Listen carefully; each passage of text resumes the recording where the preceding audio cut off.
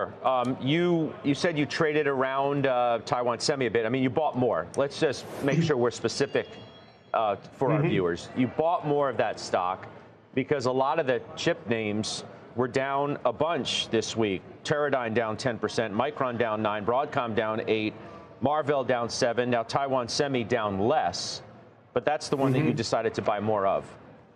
On Monday, we increased our weighting. We're up, I think, about 10% since that Monday purchase. And it shows you that the thesis of news-created volatility is going to create opportunities. This was one. You know, we added last year on the show. We're up 30% since we've added. It's still not meaningfully expensive. Trades at a 20 times forward PE, has ridiculous profitability characteristics.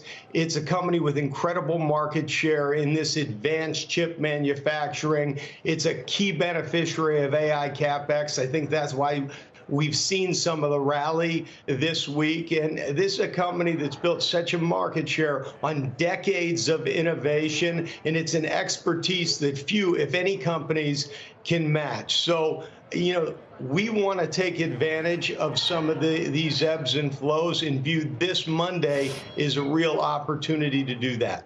Feels like, Steph, this is still a let the dust settle a little bit more moment, because for your Broadcom, for example, which I said was down 8% on the week. I know Rob owns that too, but these are often situations where you come in and you tell our crew, hey, I bought more Broadcom because I think this is overdone. Now, you may, in fact, end up doing that. I don't know, only you do, but you haven't yet. And that, to me, is a sign in and of itself. No, it's not a sign, Scott, because the stock in the past year is up 92%, even with the 8% correction this week. So it's had a really nice run. It has re-rated on a multiple basis. I bought this thing 3 years ago at 14 times earnings. It's now trading at 34 times earnings. Now, with that said, I think this company, with AI, but also with their software business, which is 40% of revenues, I think they can actually do $11 to $12 a share by 2027. So you have to discount that back a bit, but you're talking about 20 multiple or 22 times if you believe those numbers. I do believe those numbers, but I just think it has had such a nice run. I want to get it a little bit cheaper if I can, but I was very encouraged this week to hear from Meta and from Microsoft that they're going to spend, Meta's going to spend $85 billion in CapEx this year, Microsoft $60 billion, the big seven, $240 billion this year, and I don't think that's going to change. And yes, Jimmy, maybe next year the numbers come down, but for now they're not. And I have to tell you that the comments that Meta had to say about Broadcom was that they are interested in using more custom ASIC chips. And that is music to my ears. That's music to Broadcom's ears, because that's what they do. So I'm just waiting for it to, yes, maybe settle, maybe come down a little bit, use some of the volatility, but it's definitely on my radar. I mean, if nothing else, this week, NVIDIA appears to have gone, and reasonably quickly, from unquestionably in the driver's seat.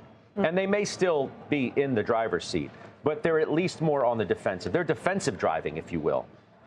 Because they were only playing offense, and the street was giving it the benefit of the doubt by a long shot. There are other stocks that have gotten a halo lift off of this over the last year, at least, which are coming back to earth, as we said. Your Teradyne is one of them, down 10% on the week. It is the biggest decliner of the ones that I have in front of me.